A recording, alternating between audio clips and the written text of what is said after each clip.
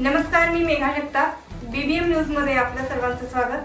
पाहूया आजच्या घडामोडी. खलाटीत तरुणाची विष प्राशनाने आत्महत्या.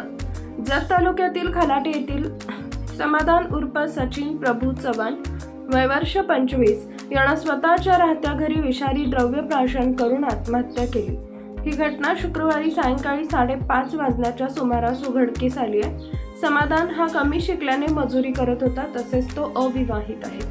खलाटीतील चव्हाण वस्ती ते मिरवाड रोडवर गावापासून 3 किलोमीटर अंतरावर असलेल्या घरात कोणी नसलेलं पाहून राहत्या घरात विषारी औषध प्राशन करून त्यानं आत्महत्या केली.